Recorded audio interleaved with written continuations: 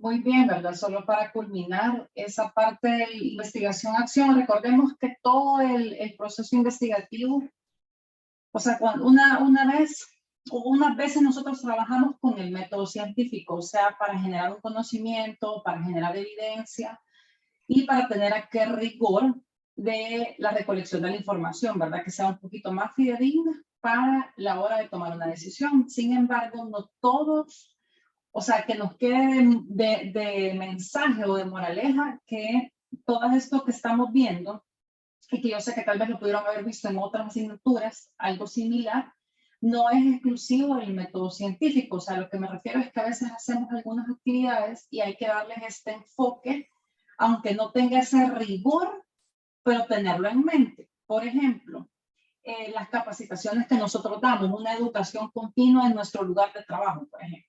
Ustedes quieren implementar, imagínense una unidad de salud.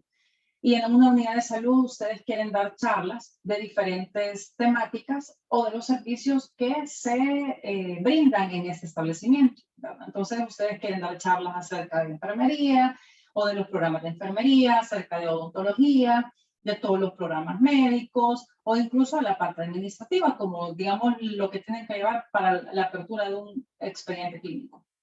Entonces, de tanto que ustedes hablan y hablan, a la hora, o sea, lo ideal sería medir qué tanto hemos tenido impacto nosotros cuando brindamos una charla, un tema, una capacitación, un curso, y ahí podemos subir, ¿verdad? Un diplomado, una maestría, o sea, de tal manera de que ahora el enfoque educativo es que tiene que pensar uno en qué competencias quiere desarrollar en nuestro público, en nuestros receptores de información, ¿verdad? Entonces, muchas veces decimos, dimos 40 charlas, dimos 4 charlas por mes, ¿verdad? Por ejemplo, llegamos a 48 charlas en el año. ¿Y qué impacto ha tenido esta educación en tu personal o en tus pacientes, verdad? Entonces, eso muchas veces no lo medimos y es algo que se debería implementar. De nada sirve que estemos habla y habla si no vamos a generar algún cambio en nuestra población. Entonces, siempre de pensar, esto de investigación-acción, tal vez no siempre vamos a estar con un enfoque investigativo, porque ahí en el término investigación usted elige qué diseño va a utilizar para luego implementar un plan, luego evaluar, y en la evaluación volvemos a observar, volvemos a intervenir y así, ¿verdad? Es un ciclo. Entonces, no siempre pensemos en que va a ser un diseño de investigación como tal, que obviamente aquí estamos hablando de una asignatura que es científica, pero lo que quiero que se lleven también es que vayamos con ese enfoque, que es cierto que estoy actuando, estoy educando, entonces midamos también eso. Si yo educo, midamos el impacto de cómo es el actuar de esta gente. Volvamos a observar si, por ejemplo, han mejorado el lavado de manos, si, por ejemplo, han mejorado la educación en salud en general, ¿verdad? Ya sea, como les decía, cualquiera de las ramas que hemos estado viendo. Entonces, no quedarnos únicamente con el emitir información. ¿Verdad? Yo ya di la charla y ya me voy y ya cumplí con el indicador o ya cumplí con la meta, sino que midamos o tratemos de medir el impacto que esto ha generado, si ya se redujeron, por ejemplo, cierto tipo de enfermedades, si hay menos casos de caries, si hay una mejor alimentación desde las primeras etapas, si hay una mejor alimentación en mujeres embarazadas, si hay, o sea, si nuestro hablar, nuestra preparación, nuestra educación ha tenido un impacto en estas personas, ¿verdad? Y si ustedes se fijan, por ejemplo, a nivel del Ministerio de Salud, ahorita me estaba enterando que, por ejemplo, el plan de capacitaciones tiene ese apartado ahora, que vamos a medir el impacto que ha tenido esta capacitación o de qué forma lo va a evaluar la jefatura inmediata. Y muchas veces es de competencias, o sea, no quiere decir únicamente lo voy a evaluar en la evaluación semestral, ¿verdad? Su desempeño, sino que, por ejemplo, si yo los capacito en hacer un memorándum, ¿cuál va a ser mi indicador? Que esta gente, o sea, si yo tengo 5 personas a cargo, me hagan un memorándum de calidad en el orden que tiene que ser, ¿verdad? Si yo los capacito, por ejemplo, en el lavado de manos, que cuando yo los superviso, pase mi lista de chequeo, esta gente se lave las manos como debe ser y mejoremos o disminuyamos las enfermedades nosocomiales, por ejemplo, todas las infecciones adquiridas en la atención sanitaria, ¿verdad? Entonces, ese tipo de cosas son las que en un momento tenemos que tratar la manera de tener ese enfoque. que si yo estoy educando, midamos también el impacto que eso ha tenido en la mejora de nuestra población. Y como les decía en la clase anterior, hoy con el sistema educativo que se busca más el enfoque andragógico, constructivista, se toma en cuenta mucho las estrategias de enseñanza-aprendizaje, uno de los temas principales en eso. ¿Y por qué? Porque todos vamos a aprender, todas las personas, ¿verdad? Siempre y cuando tengamos cierto nivel de IQ, ¿verdad? De un coeficiente intelectual, vamos a tener la capacidad de aprender. Pero no todos vamos a aprender iguales. Por eso hay diferentes estrategias hasta de evaluación. Por ejemplo, no a todos los vamos a evaluar con un cuestionario. Hay quienes van a ser muy buenos para la memoria, pero hay otros que van a ser muy buenos en la redacción. Hay otros que van a ser muy buenos en la parte lúdica. Otros que van a ser muy buenos en la generación de esquemas o mapas conceptuales. Entonces, todo eso, esas formas en las que uno como docente evalúa a los diferentes tipos de estudiantes, viene incorporado en estas estrategias de enseñanza-aprendizaje. O sea, el docente tiene que aprender diferentes formas de enseñar para los diferentes tipos de aprendizaje de los estudiantes. A veces les digo, todos vamos a aprender. Hay quienes necesitan o necesitamos que nos digan 10 veces lo mismo. Hay quienes necesitamos que 1 o 2 veces nos digan las cosas y ya nosotros comprendemos, pero todos vamos a aprender, ¿sí? Entonces, eso ha sido demostrado a través del diseño de investigación-acción. Y cuando nosotros hacemos, imagínense, no es lo mismo, y esto va incluso para los ensayos clínicos, ¿verdad? No es lo mismo haber hecho una investigación en un grupo pequeño de personas que haber hecho una investigación o múltiples investigaciones en varios grupos. Entonces, en cuantitativa, ¿verdad? Este ensayo clínico de mayor población o la recopilación de esta información de varios ensayos clínicos se denomina metaanálisis, pero si ya tiene un análisis estadístico inclusive.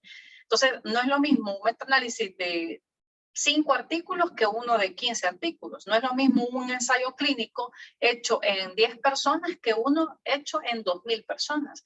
Entonces, en cualitativa igual. Yo puedo haber hecho una investigación-acción en una escuela, por ejemplo, y específicamente un grado.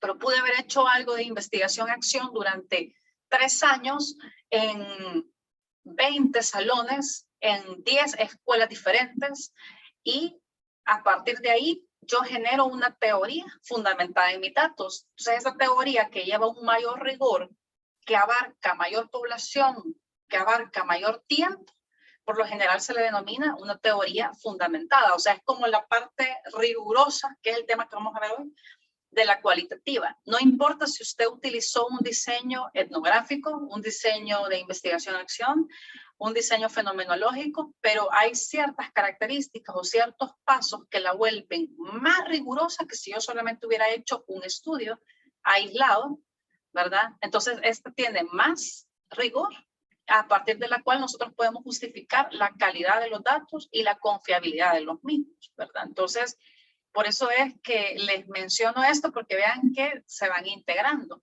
Entonces, si digamos esta teoría o esta parte de investigación-acción, ahora estamos en un cambio educacional, esto ya es una teoría fundamental en los datos, ¿sí? O sea, el hecho de que hayan dicho, no, cambiemos, después de irnos al enfoque tradicionalista de la educación, cambiemos a un enfoque constructivista, ¿verdad? En donde el docente tenga el mismo protagonismo que un estudiante, ¿verdad? Ya no solamente le vamos a echar la culpa al mal estudiante, sino también al mal docente. Entonces, o al buen estudiante y al buen docente, ¿verdad? O sea, viéndolo desde el punto de vista favorable y desfavorable.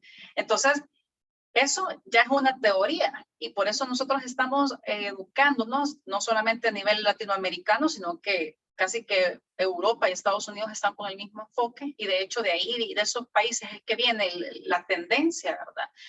Y ya se demostró que ha tenido buenos resultados y es en la era que estamos actual. Puede ser que en un momento dado de tanta investigación-acción se llegue a la conclusión que no, que vamos a implementar otra forma de actuar, ¿verdad? Así como somos seres cambiantes, las generaciones vamos cambiando, las estrategias, no solo de enseñanza-aprendizaje, sino que también de otras índoles, tienen que también ir evolucionando, ¿verdad? Tienen que ser dinámicas.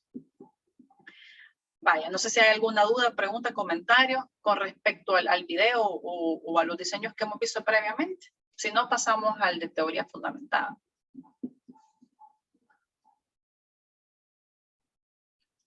Ajá. Están con el sueño postprandial. ¿Están ahí? Sí. Ya estamos, doctora. Aquí estamos. Estamos presentes. Vaya, de acuerdo.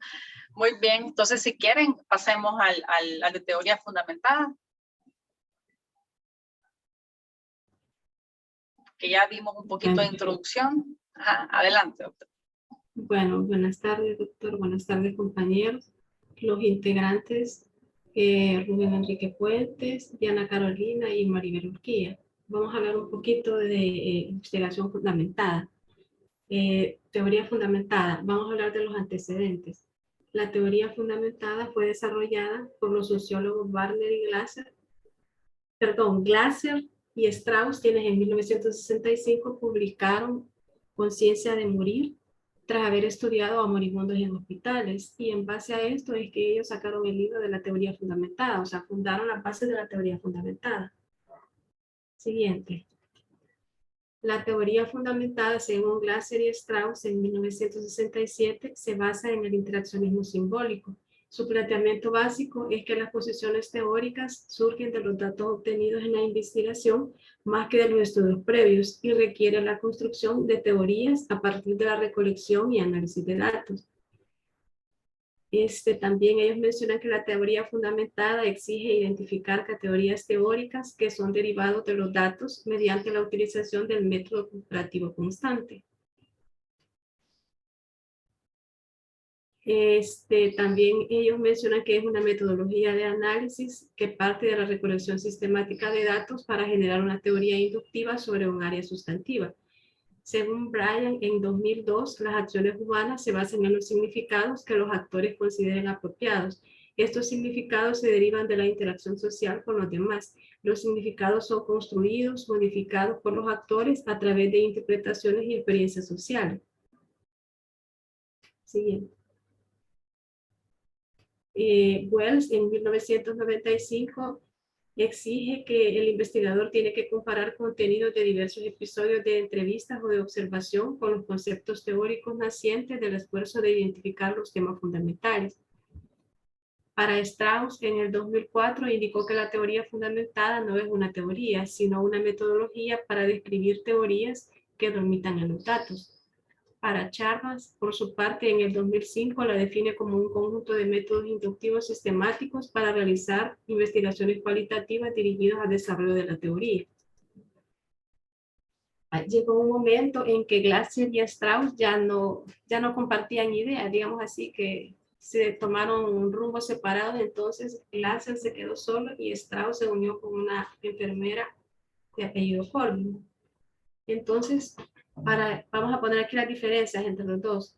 Glasser recarga la creatividad del investigador. En cambio, Strauss y Corbin confían más en la técnica que en la habilidad del investigador. Para Glasser se basa en la inducción y es fiel a la data. En cambio, Strauss y Corbin confían en la inspiración que ofrece la data. Para Glasser, paradigma de codificación es bien definido, y para Strauss y Corbin, paradigma de codificación es más flexible. Para Glasser emplea distintas fuentes de información, incluso cuantitativas, y Strauss y Corbin emplea las entrevistas y la observación como fuente de información. Siguiente. En cuanto a las características de la teoría fundamentada, podemos decir un concepto así general, que la teoría fundamentada lo que pretende es descubrir teorías, conceptos, hipótesis o proposiciones, y está fundamentada en análisis sistemático de los datos. Entre sus características podemos decir que es inductiva, que genera teorías a partir de datos, contrasta teorías que ya existen con otras, utiliza técnicas de recolección como ya dijimos, entrevista, observación, notas o memos, entre otros. El proceso es flexible y se clasifican los datos por categorías y luego se codifican. El enfoque se sustenta de 4 pasos, que son la codificación abierta de los datos de la información, la codificación selectiva, codificación axial y la delimitación de la teoría emergente. En cuanto a la codificación abierta, desglosa los datos en diferentes significados. Se comienza con una completa descripción de la entrevista, luego el análisis. La codificación teórica se establecen códigos sustantivos y sus propiedades, definiendo una hipótesis que posteriormente son integradas a la teoría. Y la codificación axial es el proceso de correlacionar códigos unos con otros. Es una combinación de pensamiento inductivo y deductivo. Siguiente. La codificación selectiva es el proceso de la elección de una categoría para ser el núcleo y relacionar todas las demás categorías con la central. La idea esencial es desarrollar una única línea narrativa, con la cual todos los demás factores están cubiertos. Del modelo inicial de la teoría fundamentada, o sea, la clásica teoría fundamentada de Glasser y Strauss, como dijimos anteriormente, tuvieron un desacuerdo. Posteriormente salieron dos escuelas de teoría fundamentada, que son la glasseriana y la straussiana, con otras escuelas emergentes que posteriormente salieron, que son el diseño sistemático, el diseño emergente y el diseño constructivista. El diseño sistemático es el clásico, desarrollado por Strauss y Corbin. Este diseño se considera más abierto y más estructurado y actualmente es el más utilizado debido a su mayor estructura y un proceso que incluye explícitamente la codificación. El diseño emergente, descrito por Glasser, en este abordaje la teoría se fundamenta en los datos y no se encasilla en categorías previas. Este diseño se ha utilizado principalmente en antropología y sociología. Intenta extraer la mayor información de los datos y está libre de preconceptos.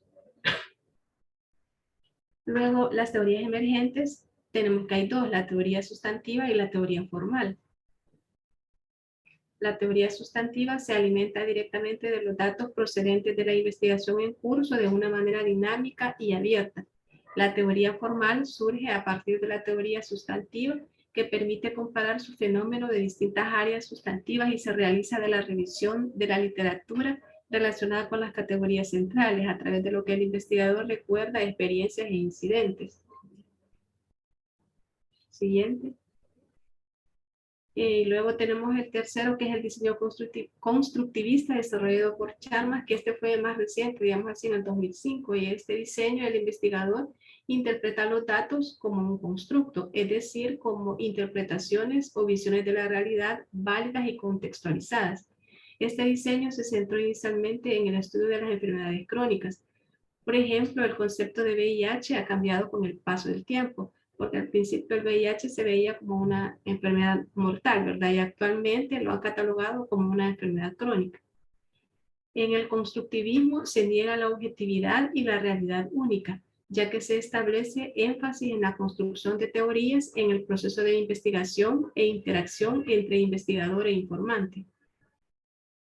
La estructura de la teoría fundamentada, comparación constante, hay una saturación teórica, hay un muestreo teórico, posteriormente se va dividiendo en categorías y subcategorías y nuevamente llegamos a la saturación de una categoría, que esto no es más que sucede cuando los nuevos datos nos muestran cambios en la variación de las dimensiones de la categoría o concepto.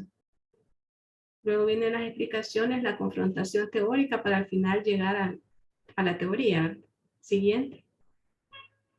Aquí es como un resumen de los pasos. La recogida de datos se hace por medio de entrevistas, puede hacerse por entrevistas, por observación, por grupos focales, vemos o memorandos. Se menciona que se pueden utilizar programas informáticos para procesar esa información, como por ejemplo NUDIS. Luego tenemos que se analizan los datos y que es un método comparativo constante hasta no llegar a la saturación que dijimos anteriormente, ¿verdad? Entonces están los pasos de codificación abierta, codificación axial y la codificación selectiva, que finalmente nos lleva a la teoría sustantiva. Siguiente. Ahora vamos con los ejemplos de teoría fundamentada. Siguiente. Dice, en el ámbito sanitario, la teoría fundamentada permite, más que todo, se ve que los profesionales de enfermería son los que más están usando la teoría fundamentada, aunque sí hay algunos del área de la salud, pero más que todo son los de enfermería que lo están utilizando. Entonces, A partir de esto será posible comprender mejor la experiencia subjetiva de las personas que han sido diagnosticadas de alguna enfermedad grave o que estén pasando por el proceso de muerte. Y así podrán brindar a los pacientes una atención holística y competente. Gracias a la teoría fundamentada se entenderá mejor la naturaleza del comportamiento humano mediante la creación de teorías sobre fenómenos psicosociales. Ejemplo 1, tenemos que en una investigación se planteó cuál es el papel de los regalos en la relación del paciente enfermo. Posteriormente, cuando se empezó con la recogida de datos y el análisis, se empezó a categorizar, en el transcurso de la investigación fue claro que la pregunta estaba mal evaluada. Entonces tendría que haber sido cómo se desarrolla la relación paciente-enfermero, enfermero-paciente. En la transcripción y codificación fue que surgieron estos términos del proceso y cambio de la negociación, como les dije anteriormente. Siguiente. En el ejemplo 2, para afrontar los requisitos para graduarse los médicos acerca de su competencia de conocimiento a través de conferencias por parte de residentes de medicina interna de una institución, se realizaron grupos focales con especialistas y subespecialistas acerca de las barreras y preferencias del aprendizaje. En la conferencia se determinaron barreras de entorno, del personal del departamento y las propias de residentes, y entonces se establecieron las diferencias y las similitudes, y los resultados se ven a continuación. ¿Sí? Solo para que vean motivaciones, las similitudes tenemos aprendizaje, tema, conferencia, carga de trabajo, y las diferencias, por ejemplo, hubo en el receso y en la comida. En cuanto al contenido, similitudes clínicamente relevantes, diferencias, aplicación directa a la práctica clínica, evidencia clara. Solo como un ejemplo. Siguiente.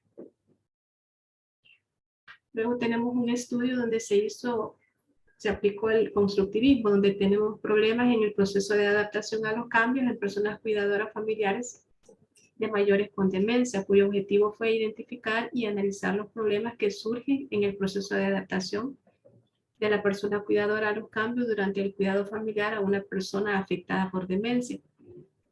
Fue un estudio cualitativo basado en la metodología de la teoría fundamentada constructivista de Chalmers, y se realizaron 7 grupos focales en diferentes centros de atención primaria de salud en la provincia de Jaén, en España, y participaron 82 personas cuidadoras principales, familiares de mayores con demencia. Fueron seleccionadas por un muestreo propositivo de máxima variación y teórico, y se llevó a cabo una triangulación de análisis para favorecer la validez interna del estudio. Los resultados se obtuvieron 3 categorías centrales que fueron... Solo voy a interrumpir ahí, perdón. Sí, sí. Veamos, acuérdense que uno, desde que lee los abstracts de los artículos, tenemos que clasificarlos, ¿verdad? Y esto es para cualquier, tanto enfoque cuantitativo como cualitativo. El método o la parte de metodología, recordemos que es como esa comunicación entre la comunidad científica, ¿verdad? O la comunidad médica, la comunidad de enfermería, o sea, de cada una de nuestras profesiones, en la cual nosotros como investigadores nos contamos el secreto de cómo lo hicimos, y que si en un momento tú lo quieres hacer, esta es la manera o el camino que, por ejemplo, yo tomé para recopilar estos datos, ¿verdad? Entonces, en el método, los autores nos están diciendo que vean que hicieron 7 grupos focales, y es lo que yo les mencionaba. Como todo en investigación, podemos hacer algo sencillo en 10 personas, lo podemos hacer más complejo o bastante, como en miles de personas, y aquí, si ustedes se fijan, no es un grupo focal, ¿verdad? Muchas veces hacemos solamente 1 o 2 grupos, todo va a depender de nuestros objetivos, pero si nosotros queremos hacer teoría fundamentada en los datos que hemos recopilado, no sería lo ideal hacerlo solo en uno, ¿verdad? Porque un solo grupo nos va a dar una información muy local, por decirlo así. Entonces, en este caso se han hecho 7 grupos focales, precisamente para llegar a la saturación de la información. O sea, cuando ya todos me están diciendo lo mismo. Sí. Vea, si nos vamos a algo tan sencillo, por ejemplo, le preguntamos a la gente, mira, ¿tú por qué no te pones la vacuna del COVID? ¿Verdad? Nos van a dar diferentes respuestas. Y puede ser que en un momento dado nos den 5, por ejemplo, vaya, vamos a decir una porque me da miedo, otra porque mucho duele, otra porque me va a dar la enfermedad, otra porque me voy a morir, ¿verdad? Cualquier cosa, o porque la religión no me lo permite. Entonces, de repente pueden ser que hayan 5 respuestas que usted preclasificó de acuerdo a las primeras entrevistas que usted hizo y posteriormente se va a dar cuenta que reúne las mismas respuestas todo el tiempo. Entonces, usted puede llegar a la conclusión que las 5 principales razones para que la gente no se vacune son estas, ¿verdad? O sea, esto es lo que recopilamos porque ya empezamos a decir lo mismo, o toda la gente todo lo orienta o lo encasilla en esas respuestas, ¿verdad? Aunque la redacción como tal sea diferente, la forma en que lo expresen, pero usted viene y lo encasilla en qué es la religión o en qué es el miedo. Entonces, al final va a terminar con esas 5 respuestas, por ejemplo. A eso le llamamos saturación, ¿verdad? Cuando ya nos están diciendo las mismas respuestas una y otra vez y no encontramos nada nuevo o lo nuevo es poco significativo, ¿verdad? Menos del 10% de las respuestas que hemos recopilado en una población ya cuando son más grandes. Entonces, así es como nosotros vamos saturando esa información y entre más hagamos, va a ser más fácil que concluyamos de una forma más confiable, más objetiva, ¿verdad? Que es un término que aquí es un poco relativo porque en la cualitativa puede ser que obviamente mete un poco de subjetividad al investigador, pero lo que se logra con la teoría fundamentada es llegar a esa rigurosidad cercana a la cuantitativa. Entonces queremos llegar a lo más objetivo posible y eso se logra a través de la saturación de los datos, ¿verdad? Entre más hagamos, vamos a recopilar esta información. Adelante.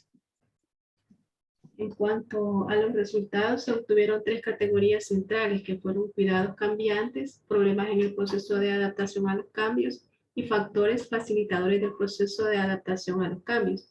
La persona cuidadora desempeña su rol en una realidad caracterizada por el cambio, tanto personal como de la persona a la que cuida, y su contexto social y cultural.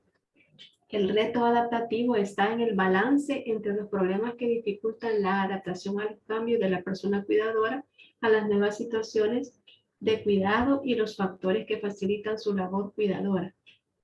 Siguiente. En cuanto a las conclusiones, podemos decir que la teoría fundamentada es un método cualitativo que enfatiza la inducción o emergencia de información de los datos para establecer una teoría modelo. La teoría fundamentada es un método versátil, organizado y riguroso, cuya aplicación en salud incluye campos diversos como la salud pública, la clínica, educación, etc. La teoría fundamentada busca descubrir teorías, conceptos, hipótesis y preposiciones partiendo directamente de los datos y no de marcos teóricos existentes. Solo me vino a la mente que estaba viendo un ejemplo donde aplican la conciencia de morir del libro de Glasser y Strauss, un estudio que vi por ahí, donde se menciona que hicieron un estudio también en lo mismo así de los pacientes que ya iban a morir, realizaron el estudio con pacientes que ya iban a morir. Entonces, con respecto a Glasser y Strauss, digamos que antes era como cerrada, en el sentido de que, digamos, el investigador realizaba, por decir algo, la entrevista con el paciente, se la realizaba a los pacientes que ya se iban a morir, que sabían que por X o Y razón ya se iban a morir. Entonces, le hacían la entrevista al paciente y con la de Glasser y Strauss solamente la persona entrevistadora sabía que se iba a morir el paciente y el paciente no lo sabía. Entonces, este estudio que realizaron, lo realizaron muy posterior y entonces ya con el constructivismo y con las nuevas escuelas, ahora ya lo hacían a manera de abierta, en el sentido que tanto el entrevistador como el paciente sabían que se iba a morir. Solamente.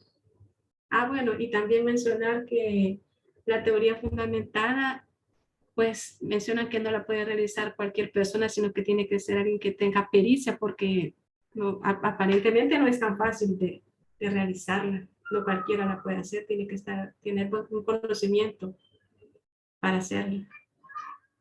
Solamente. No se le escucha. Así es, sí, perdón, gracias.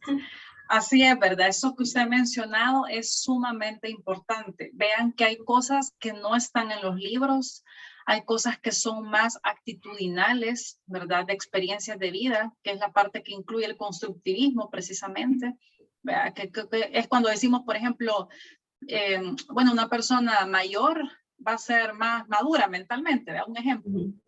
O sea, esto no siempre va a ser así. Puede ser una persona de 20 años, 25 años, que por sus experiencias de vida tengan una percepción o una forma de vivir un poco más intensa, más profunda que alguien de mayor edad, ¿verdad? Esto va a depender de las experiencias. Entonces, así es también en la ciencia, en muchos aspectos, y ustedes no me dejarán mentir.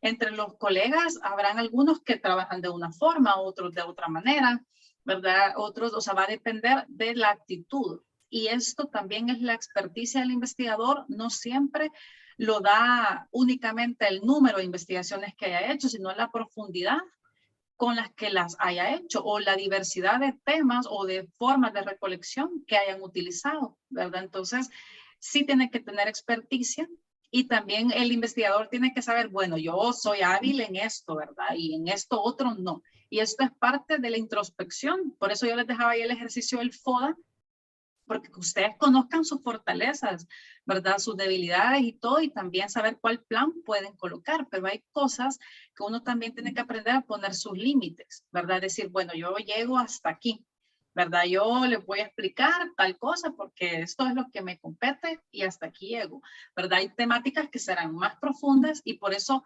somos cada uno como fuertes en determinadas áreas, ¿verdad? Y nos acercamos a la erudición, ¿verdad? El erudito es aquel que es experto en una sola área, en un tema, por decirlo así, y aún así cuesta llegar a eso. ¿Verdad? No digamos el sabio, que es el que debería saber de todo un poco, ¿verdad? Y con la misma profundidad.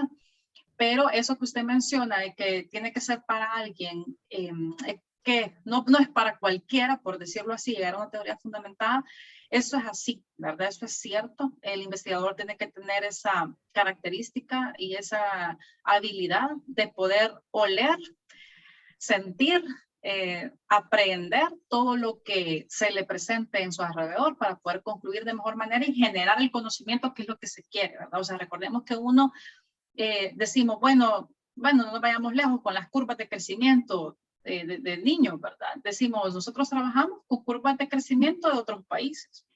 Y después decimos, mire, pero el niño tiene restricción del crecimiento cuando a lo mejor si su papá y su mamá son de unos 50 metros de altura, pues la tendencia o la probabilidad que tenga la misma o similar altura es alta, ¿verdad? Entonces no nos vamos a comparar con otros lados, pero también es porque a veces no generamos información a nivel local y eso es precisamente el hecho de que ustedes se estén formando, ¿verdad? De que la universidad o esta o cualquier otra les ponga una tesis a los estudiantes, porque ¿cuál es el fin? Que los maestros o los que tienen posgrados o especializaciones salgan con las habilidades de investigación. ¿Por qué? Porque nos interesa que ustedes como expertos en determinada área lleven de forma paralela la escritura, una lectura crítica, ¿verdad? Y que generen conocimientos a nivel local. Y de repente rompamos paradigmas, ¿verdad? Ya no es esto como se mira, sino que esto, el tema que usted mencionaba, por ejemplo, el VIH. Eso ha evolucionado mucho. Hoy sabemos que una persona con VIH primero ya no la vamos a ver como antes, ¿verdad? Flaca, demacrada o que se le va a notar. No, como si ya estuvieran un VIH avanzado. Hoy hay formas en las que podemos encontrarlo en VIH estable, ¿verdad? Con sus medicamentos a tiempo y usted no lo reconoce, ¿verdad? Y ya no es una enfermedad de la cual se va a morir. Hoy nos morimos más fácilmente atropellados o de una bala perdida que de un VIH, ¿verdad? Entonces, son de los cambios que, como les menciono, somos seres cambiantes y así también tenemos que irnos nosotros adaptando a las situaciones que hay y generando nuevo conocimiento a nivel actual. De hecho, decimos, miren, cuando ustedes van a leer algo, no lean más de 5 años. ¿Por qué? Porque teóricamente en 5 años ya generamos la misma información que en los años anteriores. O sea, si digamos yo les hablo ahorita de obesidad, a lo mejor lo que yo haya recopilado o lo que yo investigue va a ser o va a superar a lo que se investigó en el 2012, ¿verdad? Entonces, de tantos que hemos investigado en este tema, que ya repetimos lo mismo. Es la razón por la cual decimos de 5 años para acá. Sin embargo, a veces también es importante hacer ciertas reseñas históricas que, por ejemplo, la historia, bueno, esto de quiénes son los fundadores de estos diseños, a mí siempre me gusta que respetemos la parte de la historia. Por ejemplo, si ustedes se fijan, unos son de 1940, otros son de 1960, otro viene el cambio, esta parte del sistema biopsicosocial de la salud, empezó, ¿qué? Ahí por los años 80, ¿verdad? Finales. Entonces son de las cosas que tenemos que irnos actualizando, como les digo, y que son herramientas que nos van permitiendo a nosotros generar ese conocimiento de la forma más fidedigna y actualizada, ¿verdad? Pero muy bien, otro tema también el síndrome del cuidador, ¿verdad? Es algo que, si ustedes se fijan, no siempre va con un enfoque cuantitativo, sino que se hacen más a través de entrevistas a profundidad, cómo se siente una persona que está cuidando a un enfermo, a una persona con demencia, por ejemplo. Recuerden que las personas con demencia no se acuerdan ni lo que dicen ni lo que hacen. Entonces, si a usted le dijo, te odio, maldita, o no sé qué, o no me acuerdo ni de tu nombre, usted al día siguiente esa persona no se acuerda, o a las horas no se acuerda. ¿Y quién quedó sufriendo? Usted, que es al quien lo ofendió, el que está cuerdo, por decirlo así. Entonces, estas personas son las que a veces necesitan más atención, y uno de los grandes cambios que ha tenido el Seguro Social, por cierto, que ya implementó ese programa ya desde hace como 4 años, si no me equivoco, es eso, de que ahora las personas con demencia, sean o no aseguradas, tienen el beneficio de que si la persona con demencia sí está asegurada, pero el cuidador esté o no asegurado, recibe atención de este síndrome del cuidador, ¿verdad? Entonces, precisamente porque se han visto que estas personas tienden a enfermar más. Y vean que es un enfoque que, como les repito, no es al 100% cuantitativo, sino que el programa ha sido enfocado de acuerdo a las experiencias que ellos mismos han comentado. ¿Sí? Entonces, a partir de ahí decimos, bueno, ya recopilamos información, ya observamos, implementemos un plan de mejora, ¿verdad? O una estrategia de intervención para cuidar la salud de estas personas. Entonces, implementamos el programa, vemos en el tiempo si esta gente mejora, y si no, pues, si no hay la mejora que nosotros esperamos o evitamos alguna síndrome depresivos o de cualquier índole, implementemos otra estrategia, y así vamos con ese enfoque, como les decía, investigación-acción. A lo mejor no siempre lleva ese rigor científico, pero sí se busca la mejora continua, ¿verdad? Que creo que es a lo que todos los profesionales o las personas en general buscamos en nuestro círculo, ¿verdad? Ir mejorando cada día. Entonces, vean que, como les digo, ustedes han estado practicando esto de una forma quizás inconsciente, pero estoy segura que cualquiera de los diseños que hemos visto, en algún momento lo habrán ustedes implementado, ¿verdad? No sé si hay alguna duda, pregunta hasta ahorita. Hasta el videito de resumen. Va, adelante. Lo voy a compartir. Muy bien.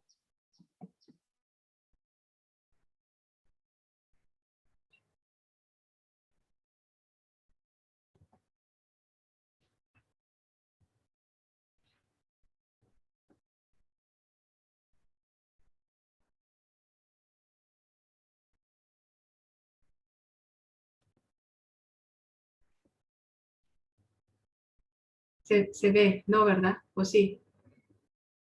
Hola, ¿se ve el video? No se mira ni se oye. No se ve, compañero.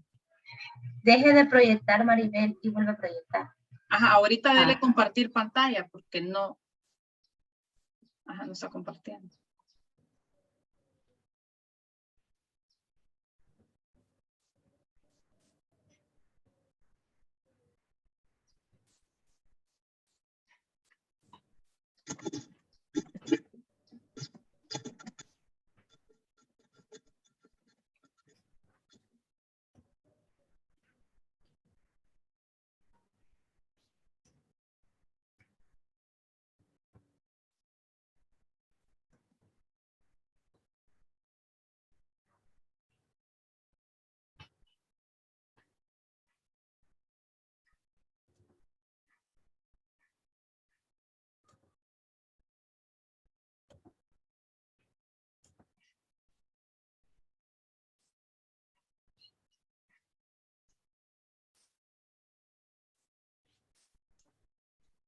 Se mira, pero no se oye. No sé si tiene sonido.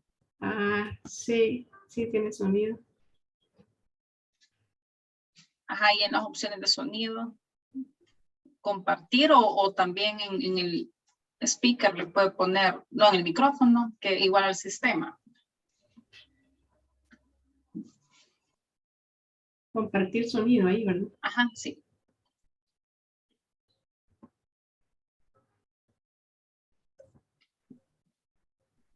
Sociólogo de la Universidad de Stanford, y Sí Anselm se oye. Strauss, sociólogo de la Universidad de Chicago, realizaron una investigación en centros hospitalarios de California en personas que esperaban la muerte allí. De dicho estudio surge la teoría fundamentada o fundada como método para derivar teorías sobre el comportamiento humano. La base epistemológica de este es el interaccionismo simbólico, definido como una corriente del pensamiento que se basa en la comprensión de la sociedad a través de la comunicación y se sitúa dentro del paradigma de la transmisión de información compuesto por un emisor, un mensaje y un receptor. En 1990, Anselm Strauss se une a la doctora en enfermería Juliette Corbin para continuar su trabajo sobre el método de la teoría fundamentada que empezó junto a Glasser, debido a que él y su compañero se separaron por diferencias en sus enfoques. Aunque el método de la teoría fundamentada, fijado por Strauss y Glasser, fue el original, Corbin y Strauss establecieron uno más didáctico y metódico al mostrar a los investigadores una forma más entendible de desarrollarlo. Por consiguiente, este último es el más seguido. Esta metodología es comúnmente usada en sociología, enfermería, educación y otras ciencias sociales. La teoría fundamentada es un método de investigación en el que una teoría emerge a partir de los datos. Tiene por objetivo comprender acontecimientos sociales y en este se establece un estrecho vínculo con el objeto de estudio y es necesario dejar de lado los prejuicios, pues podrían influir al momento de concluir en la teoría. Para llevar a cabo la teoría fundamentada es necesario realizar recolección de información, la cual se hace por medio de observaciones, entrevistas, grabaciones, entre otros. También es necesaria la categorización de los datos y la codificación para realizar el análisis pertinente. Escribir las ideas y reflexiones durante el procesamiento de los datos y generar lo que se conoce como memos con el fin de verificar si es necesaria más información o si la que hay es suficiente para el desarrollo de la teoría. Según Strauss y Corbin, después de seguir las etapas mencionadas con anterioridad, es posible llegar a una nueva teoría.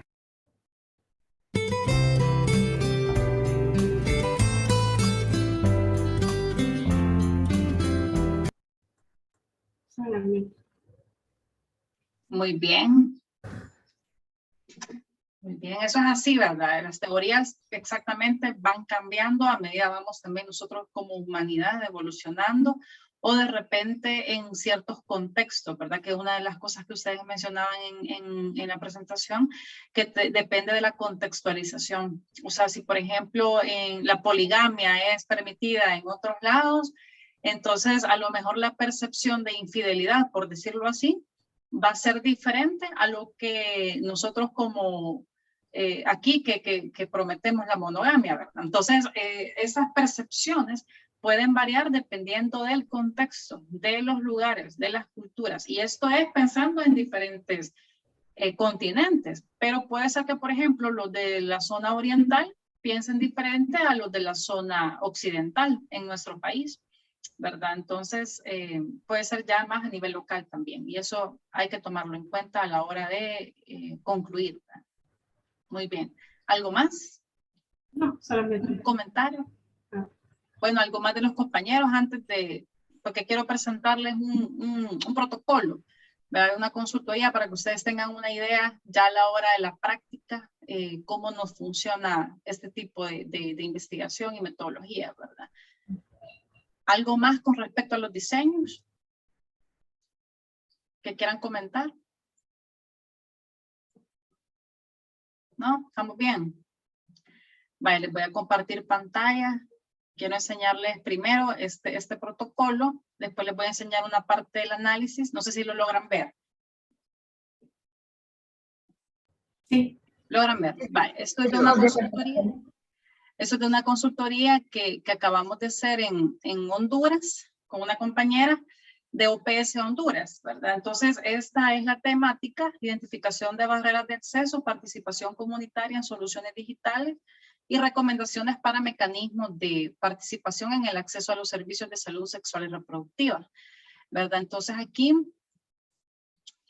para que ustedes vean un poco, la introducción, ¿verdad? Que es la parte contextual, un poco esto de los antecedentes, que obviamente el COVID ha afectado la atención en los servicios de salud, ¿verdad?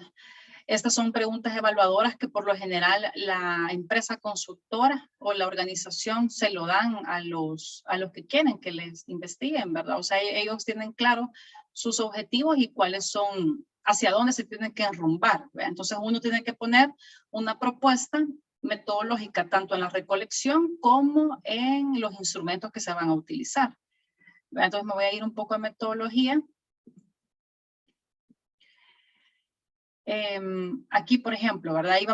Hicimos un estudio con 2 etapas. Como les digo, sí soy de las que me encanta el enfoque mixto, pero con el fin de complementar. Por lo general es mejor hacer 2 etapas en diferentes momentos. Y aquí se hizo un enfoque mixto. En este caso, el que va primero es más cualitativo, ¿verdad? Por lo menos un 70-75%, y el cuantitativo queda como en menor proporción, ¿verdad? Y se trabajaron en 3 municipios, en 3 departamentos, en Choluteca, en San Pedro Sula y, quiero ver, bueno, en 2 departamentos, que es San Pedro, y 3 municipios, porque fue San Antonio de Flores, de Choluteca, Puerto Cortés y Villanueva de San Pedro Sula.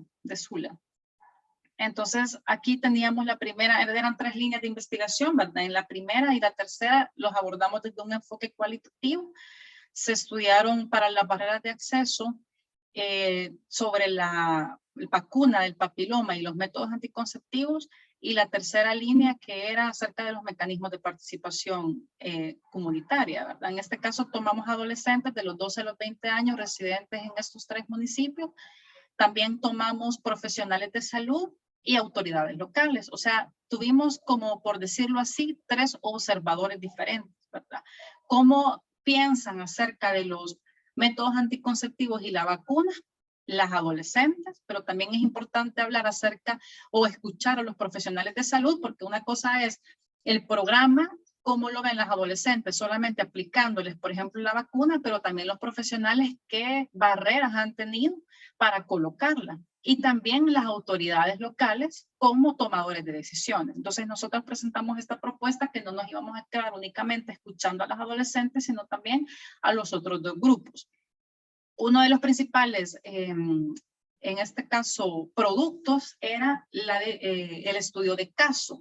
En cualitativa, de repente puede ser que les pongan estudio de un caso, pero aquí tiene 2 connotaciones principales de mi punto de vista. ¿Verdad? Uno, y así la literatura también lo menciona. Uno es que un caso puede ser una sola persona que usted la analice a profundidad, o puede ser un fenómeno que haya estudiado. Entonces, en este caso, digamos, las barreras para métodos anticonceptivos y la vacuna del papiloma se tomó como un fenómeno. Entonces, la raíz, el objetivo era conocer desde los 3 observadores para ellos cuáles son las barreras del método anticonceptivo y las barreras de la vacuna del papiloma. O sea, no quedarnos, por ejemplo, si hacíamos una entrevista a profundidad de una sola adolescente, iba a ser bien difícil concluir a nivel general, porque hubiera sido únicamente la percepción de ella. Entonces no tomamos el caso viéndolo desde el punto de vista de una sola persona, sino que el fenómeno es las barreras de acceso para la aplicación de la vacuna y de uso de métodos anticonceptivos. Entonces, si usted quiere analizar este fenómeno, tiene la opción de entrevistar a más personas, ¿verdad? Entonces, aquí, como les menciono, tomamos en cuenta eso para entender mejor el fenómeno de barreras, ¿sí? Y tomamos en cuenta a estos 3 grupos. Entonces, aquí está cómo se iban a elegir, ¿verdad? Cada uno de ellos, y también para la fase cuantitativa nos íbamos a apoyar en un cuestionario que ya está preestablecido por la OMS, ¿verdad? Entonces aquí pusimos dos formas de recolectar la información en la fase cualitativa. Las entrevistas grupales, ¿verdad? O grupos focales, y las entrevistas a profundidad en las personas, por ejemplo, los que fueran profesionales de salud o autoridades locales. Al principio habíamos dicho que íbamos a llevar a cabo 3 grupos focales en la primera metodología. Sin embargo, ya a la hora de llegar a campo, recuerden que habíamos dicho adolescentes de 12 a 20. Entonces, ahí ampliamos la realización de los grupos focales porque las niñas de 12 piensan diferente a las de 18, ¿verdad? Las expectativas. Entonces, nos vimos en la necesidad de dividir el grupo focal, uno de 12 a 15 y el otro de mayores de 16. Así que una compañera entrevistó a las mayores de 16 y yo entrevisté a todas las de 12 a 15 años. Entonces, al final terminamos haciendo 5 grupos focales, solamente en las adolescentes, y terminamos haciendo 21 entrevistas a profundidad en los otros protagonistas, ¿verdad? Que ya les mencionaba que eran los profesionales y las autoridades locales.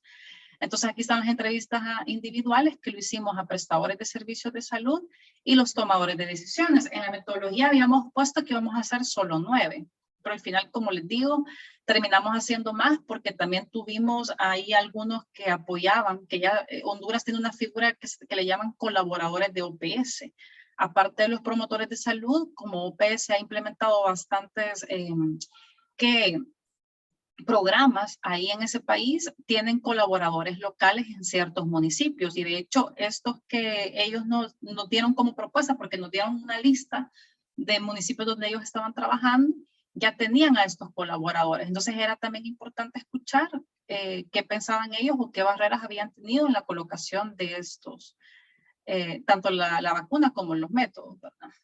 Y entonces el año pasado, bueno, nos fuimos, ¿verdad?, para Honduras a entrevistar y recopilamos la información. Les voy a enseñar la guía de entrevista que se planificó, obviamente con el consentimiento informado, y en las menores asentimiento informado, ¿verdad? Recuerden que el asentimiento es para los menores de edad, que siempre tiene que haber un responsable que firme. Y hicimos una guía de entrevista, ¿verdad? La dividimos en la parte obviamente introductoria. Espérenme que esta fue la para hablar con los líderes locales. Esta fue la de grupo focal. Las preguntas fueron, primero la de socialización, ¿verdad? Había que romper el hielo, hicimos ahí una dinámica. Yo les preguntaba también cuáles eran sus aspiraciones cuando estuvieran mayores, para que ellas se sintieran un poquito más libres en hablar, que siempre es importante romper el hielo para mejorar la confianza o generar el rapport, que es precisamente esa confianza entre entrevistado y entrevistador. Y dividimos en 3 secciones el cuestionario precisamente por la guía de entrevista de grupo focal, por la complejidad de la temática. Entonces la primera sección era el conocimiento sobre la aplicación, una aplicación virtual de atención, o sea, que piensan ellos que ahora con la pandemia podamos implementar nuevas estrategias de participación o de acceso a los servicios. Y aquí están las preguntas específicas, ¿verdad? Y preguntas de cierre, casi que una guía solo para esta sección. Luego la segunda sección, los anticonceptivos y vacuna del virus, ¿verdad? Si conocen los métodos, cuáles han oído, de quién depende el uso, o qué problemas han tenido, o por qué la gente no se quiere poner la vacuna, o por qué no quieren planificar, ¿verdad? Y por último, los mecanismos de participación comunitaria, si ya existían algunos grupos de organización estandarizados en la comunidad, ¿verdad? Si habían el caso de violencia, incluso son de las preguntas que se agregaron, si había algún lugar donde ellas podrían llegar. Entonces, así es como prácticamente uno va generando las preguntas, ¿verdad? Con el fin de responder a los objetivos, y uno presenta la propuesta, ¿verdad? Esto se lleva a revisión y si es aprobado, pues se procede. Y finalmente, la guía de entrevistas profesionales de salud, que era similar, para tener nosotros, si preguntábamos, por ejemplo, ¿por qué creen que las niñas no se ponen la vacuna? Preguntárselos tanto a los adolescentes como a los profesionales de salud y a las autoridades locales, ¿verdad? Si, por ejemplo, consideran que tienen el acceso a esta vacuna, un ejemplo, En cuestiones de acceso podemos mencionar muchas cosas, ¿verdad? Alguien puede decir, no, mire, fíjese que yo no tengo la confianza de ir a la unidad de salud, ¿verdad? Yo prefiero que me la ponga mejor el promotor o voy a nivel privado. Entonces evaluamos también la parte de acceso a los servicios de salud en este lugar. Por eso preguntábamos, ¿verdad? Si, o sea, ¿desde cuándo usan si hay los servicios esenciales de salud allá para adolescentes? Que era algo que también nos interesaba, y posteriormente preguntar si sintieran que es igual si hubiera una aplicación virtual a que si fuera presencial, o si creen que, por ejemplo, tener una página web donde esté la prestación de los servicios o qué atenciones se brindan podría ser de utilidad para las adolescentes, ¿verdad? En este caso, se trabajaron con niñas nada más. Entonces, así es como se fue preparando, y este fue el cuestionario cuantitativo que se pasó por un formulario de Google Forms a las que fueron entrevistadas, ¿verdad? Vaya, así como, digamos, a grandes rasgos, no voy a meterme un poco, o sea, a leerlo todo, sino que quiero ahora presentarles qué es lo que se recopiló, o sea, con lo que nosotros fuimos a evaluar de acuerdo a eso. No sé si, quiero ver, stop share. Y los resultados. Acuérdense que en cualitativa no hay una forma estandarizada de analizar, ¿verdad? O sea, casi que usted puede presentarlo en categorizaciones o lo puede hacer en una forma de prosa. Yo les voy a enseñar aquí casi que los dos tipos, ¿verdad? Porque salía mejor debido a la complejidad, era mejor hacerlo de esta forma porque era más entendible. Se dividieron los resultados en temas. El primer tema era barreras de acceso asociadas a la demanda o condiciones sociales, principalmente en adolescentes en situación de vulnerabilidad, para con la vacuna del papiloma y el uso de métodos, ¿verdad? El segundo tema.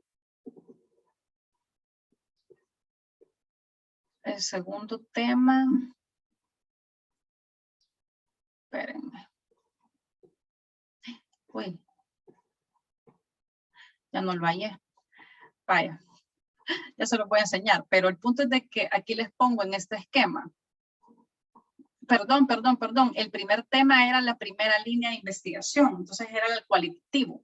Aquí estas barreras se identificaron en 3 grandes grupos: en accesibilidad, en la oferta de los servicios y en factores culturales. ¿Se acuerdan que la clase anterior, la que tuvimos presencial, yo les hacía un esquemita en la pizarra?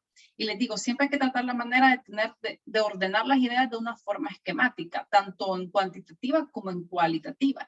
Entonces, si usted tiene una gran cantidad de entrevistas que hay que transcribirlas y posteriormente agrupar ciertos datos, entonces esa agrupación son las categorías, y hay unas categorías macro, o sea, como decir macro variable, y después están las variables secundarias o las subcategorías que responden a estas grandes casillas. Y como pueden ver ustedes aquí, está la gran casilla, que es el tema 1, que son las barreras de acceso, tanto a la vacuna como a los métodos, y tenemos una segunda casilla, que son accesibilidad, oferta de servicios y factores socioculturales, que es donde nosotros desglosamos todas estas respuestas que encontramos.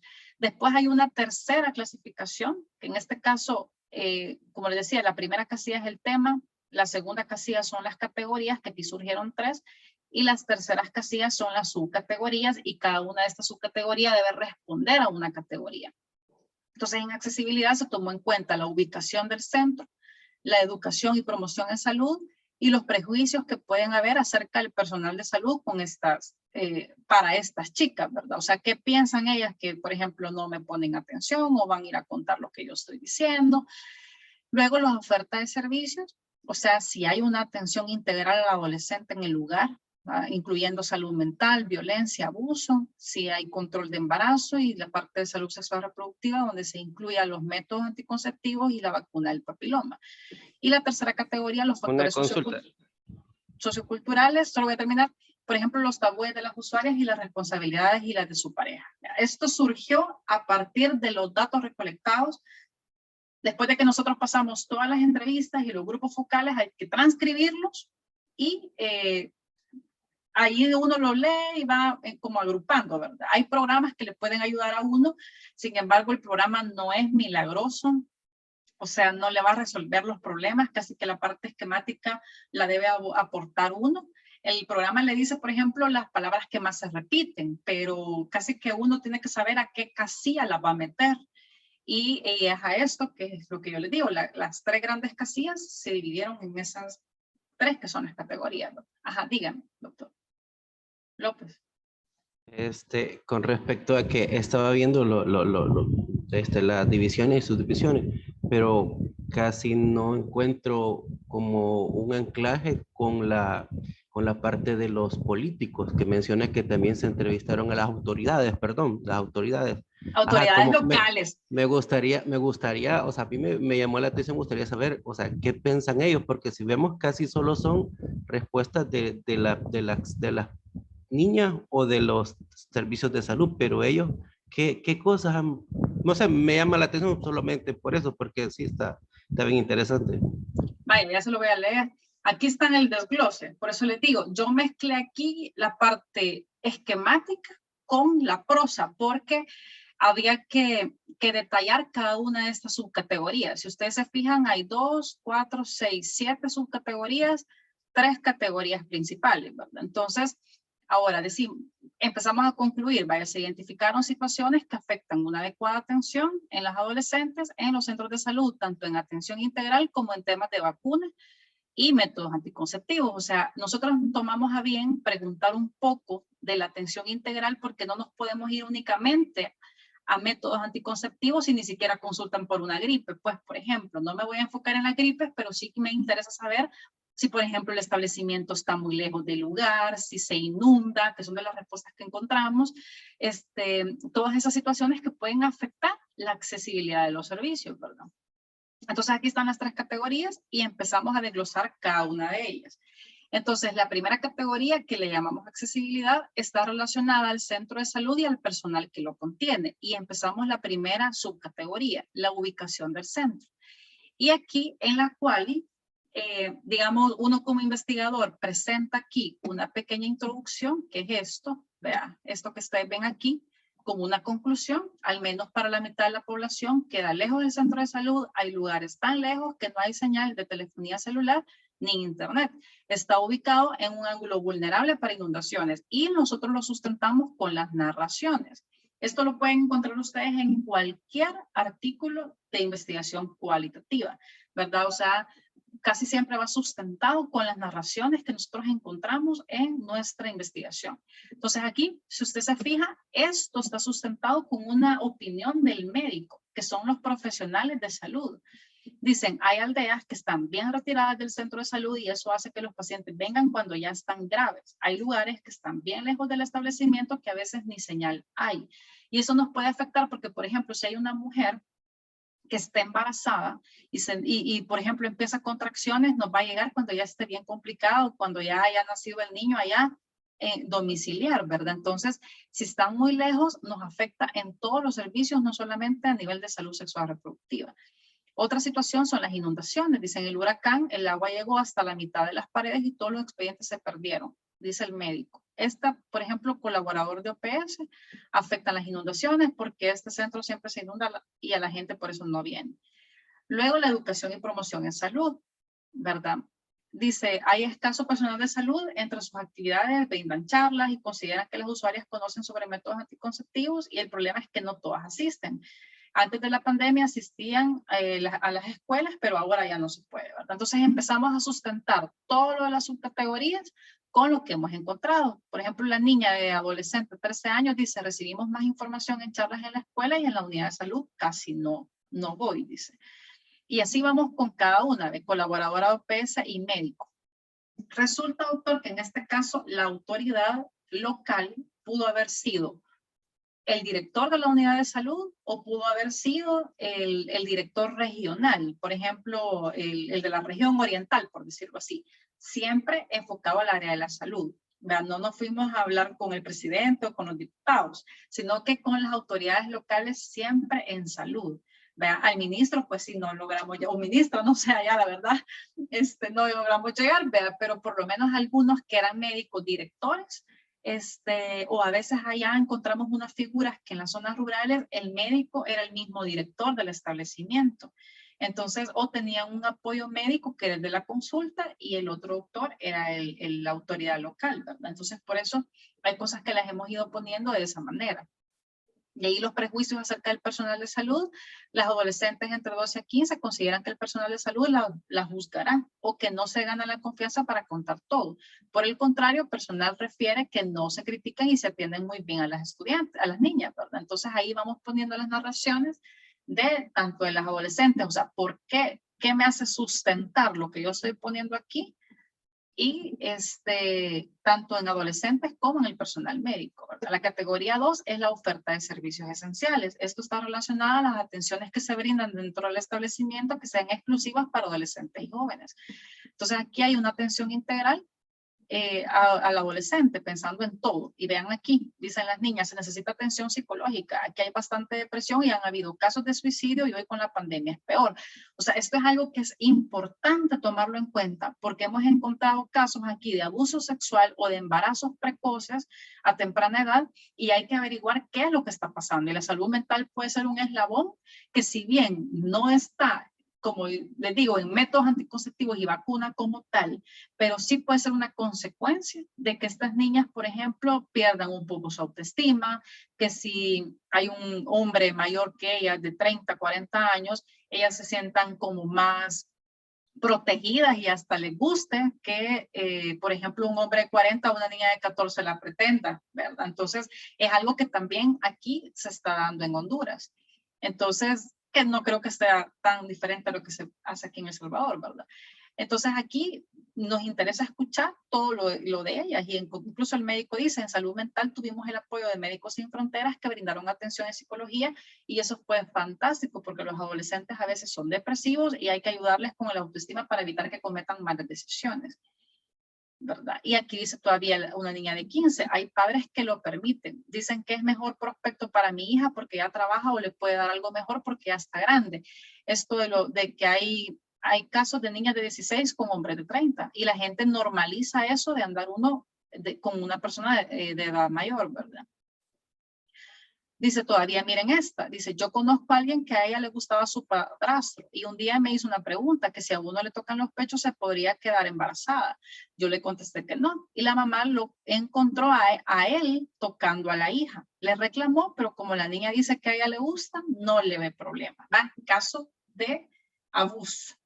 Entonces la gente lo normaliza y estamos viendo, tienen ahorita que por aquí tiene que estar, cuando la doctora me dijo que tienen ahorita 15 casos, como 12 o 13 niñas menores de 15 años embarazadas, ahorita post pandemia, ¿verdad?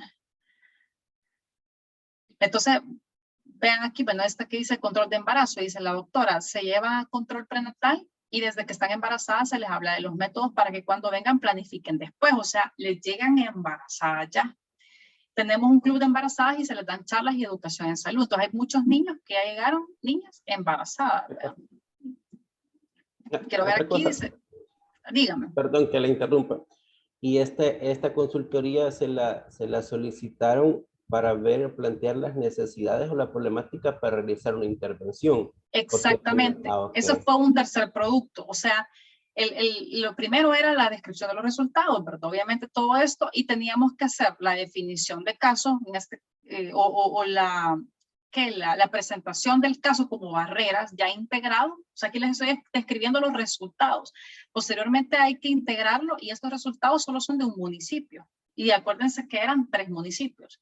¿Verdad? Entonces se integran y posteriormente se presenta una propuesta tanto en la intervención en el centro de salud y también nos pedían una propuesta de digitalización de la salud, ¿verdad? Que era parte. Por eso es que las preguntas también iban orientadas a qué pensaban si se hacía una aplicación virtual. Entonces yo tengo que dividir en las entrevistas prácticamente en 3 secciones porque no les voy a mencionar o no voy a indagar en métodos anticonceptivos y virus del papiloma y posteriormente en una aplicación virtual, como que no cuadran, ¿vea? No podría ser yo una guía de una forma continua, por lo menos como nuestra percepción. Como les digo, ahí depende de lo que los investigadores propongan. Habrá a otra investigadora u otro investigador que lo mejor a mí me hubiera dicho, yo lo hubiera hecho de una forma diferente.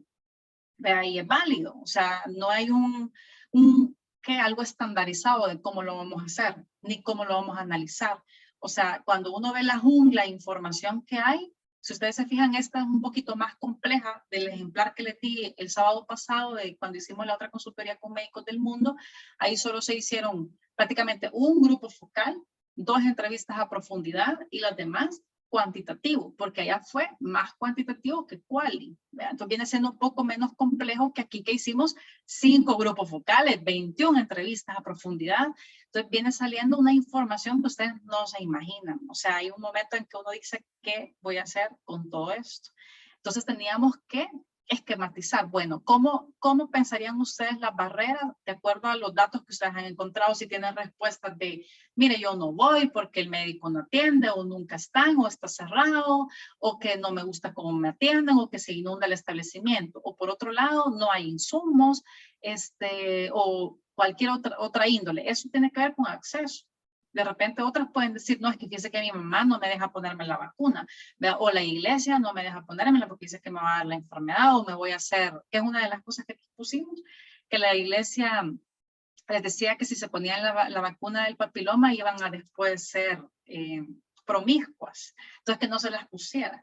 Entonces son de las respuestas que nosotros encontramos y como le digo, después de tantas respuestas, a pesar que usted las llevó ordenadas por secciones, las entrevistas, tiene diversidad de respuestas. Entonces al leerlo y leerlo y leerlo, uno dice, bueno, esto tiene que ver más con acceso, específicamente ¿qué?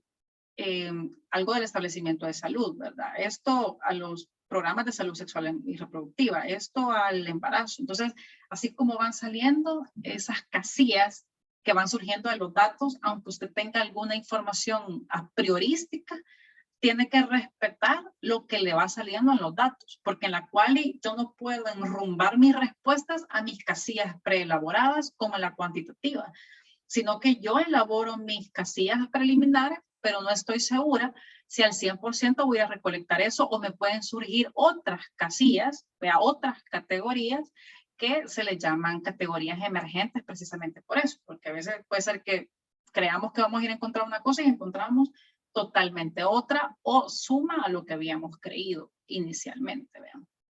Entonces aquí, por ejemplo, dice... Las niñas que buscan más métodos anticonceptivos son las mayores de 16, porque las de 12 a 15 vienen cuando ya están embarazadas.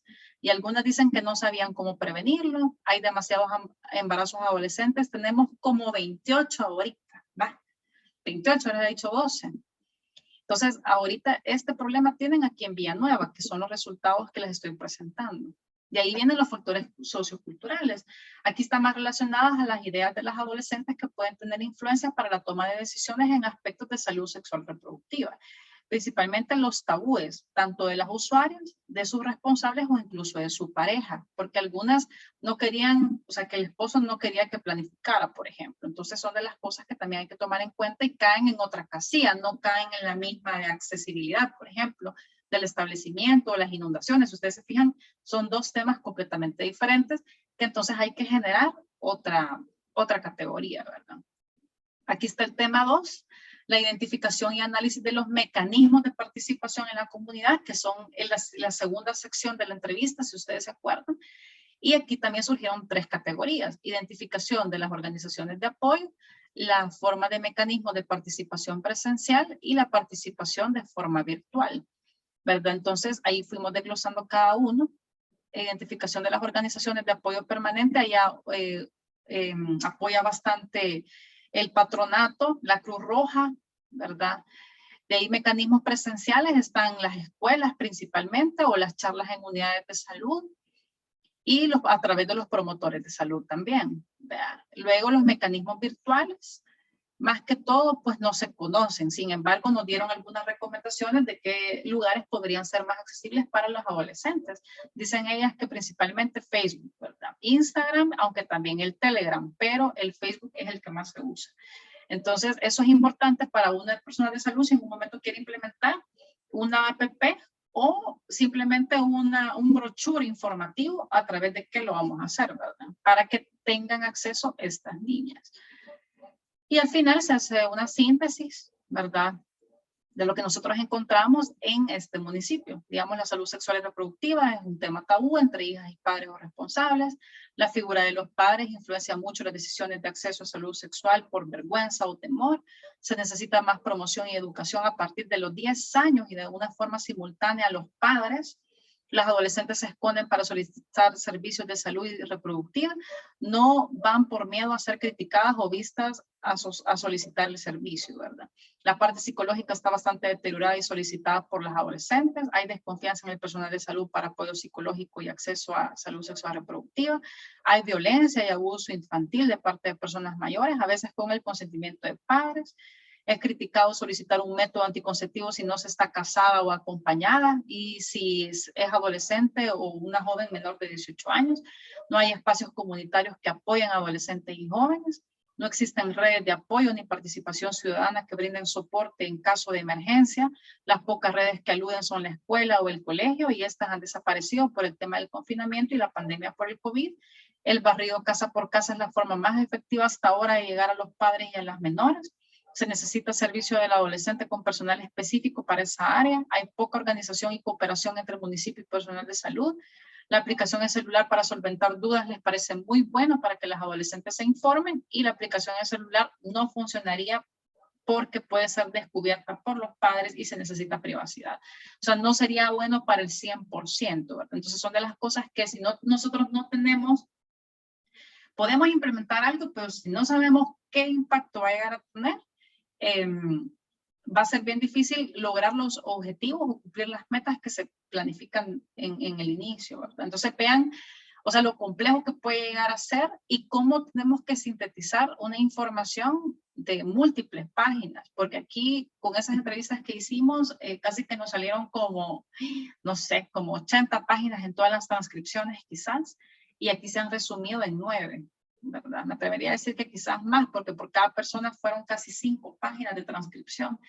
Entonces, englobarlas, o sea, se hizo una matriz en Excel para que fuéramos haciendo las casillas, y nos apoyamos también del programa Atlas D, que considero que es como el más versátil, ¿verdad? Aunque hay otros, está el Max QDA, el En Vivo, el Ethnograph ya casi no se utiliza, ni el Nudis casi no se usa, pero todo va a depender de los objetivos. El Max QA es de los que ahora está tomando un protagonismo bastante fuerte, casi igual que el Atlas TI o el En Vivo, solo que el En Vivo la licencia es un poquito más cara. Así que esto es como lo que les traía también yo para exponerles un poco y que tengan ustedes una idea de que si en un momento ustedes como epidemiólogos se van a una organización internacional, ¿verdad? Porque como les digo, ustedes pueden creer que ahí se van a quedar donde están, y ya titulados van a ver el antes y el después de su título, ya van a ver, estoy 100% segura. Entonces, ya titulados se les pueden abrir nuevas oportunidades, ¿verdad? Y el enfoque biopsicosocial es algo que ahorita es coyuntural, ya no se mira un enfoque biomédico como antes, ¿verdad? Sino que tiene ese componente social que también va cobrando importancia en el proceso de salud de enfermedad. Entonces, si en un momento les sale una consultoría, que por lo menos sepan dónde ir a buscar. Como yo les dije en la primera clase, en 2 meses ya no se van a acordar de los detalles que hemos visto aquí, sino que por lo menos les suene, allá me suena por allá que hay un diseño etnográfico, un fenomenológico, o que hay una guía de entrevista, o que se pueden hacer grupos focales o entrevistas, o complementar con alguna observación. Entonces, es terminología que es importante que ustedes conozcan, como les repito, para que sepan dónde ir a buscar si en un momento lo necesitan. Vean. ¿Alguna duda, pregunta, comentario? Un comentario, doctora. Ajá.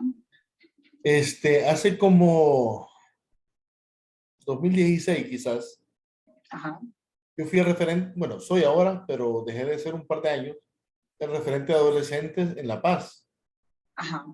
Y en ese momento, en el 2016, el tema de la aplicación para educación sexual reproductiva, salud sexual reproductiva como tema, ¿verdad? O alguna información que pueda servir para los adolescentes, fue como un pilar importante. Ajá. Veo ahí en sus comentarios al final que aparece porque los padres lo pueden ver. traigo la pregunta a todos los compañeros, quienes son papás, ¿verdad? ¿Estaremos al tanto, al 100% de lo que los hijos ven en los teléfonos versus, exacto, vea, vi su carita, versus los papás, por ejemplo, de zonas rurales, que tienen a sus hijos con teléfonos más inteligentes, como dice el tema, vea, que los mismos usuarios, pues, vea, el chiste. Así es. Entonces, me llama la atención el comentario ese, porque para mí, como país, hacer una alianza con Huawei, Nokia, Motorola, Samsung, de una aplicación de salud sexual reproductiva que venga ya insertada en el teléfono, sigue siendo una buena opción. En cuanto a PF, en cuanto a condones, en cuanto a ciclo menstrual, en cuanto a dudas de lo que pueda ser un embarazo en ese momento. Informativa, más de carácter No sé. informativo por lo menos. Exacto, informativo. No sé.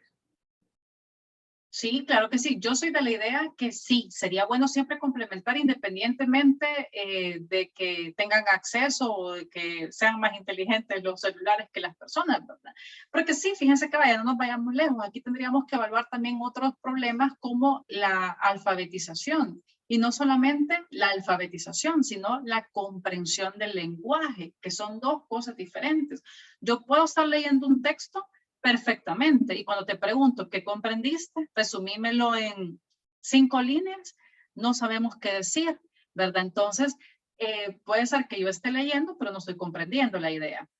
Entonces, en nuestro sistema educativo es una de las cosas que también tendríamos que implementar, asegurar que las adolescentes de 12 años y que obviamente la aplicación tenga un lenguaje para niñas de 12 años, ellas me comprendan lo que les estoy poniendo, porque créanme que el control en las adolescentes no se puede tener. O sea, si un padre de familia o un responsable cree que va a tener el poder en el 100% de su hijo a esa edad, es mentira. Vea, o sea, una vez crecen, me sale mejor en realidad educarlos que, o de hablarles lo más claro posible, a que vayan a obtener información de otro lado que a lo mejor sea errónea, ¿verdad? Porque sí son de las cosas que va a ser bien difícil controlar. Aunque usted tenga el control del internet, que donde se meten, que les nada. O sea, pueden obtener la información de otro lado o incluso de otros dispositivos donde pueden tener otro tipo de acceso. Si hoy hasta el novio le puede dar un celular ahí a los 16 años, vean, mira, te voy a dar un celular para que sea acceso libre, no controlado con el internet de tus padres, vean, por ejemplo. Entonces pueden ver muchas cosas. Yo les contaba la vez pasada con que en adultos lo de las cámaras, les conté que hay una forma en que usted puede quedar grabado como que está atento en la reunión. No digamos otras cosas que los adolescentes ya vienen con el chip incluido, ¿verdad? Creo que en las formas digitales es mejor informarles lo más que se pueda.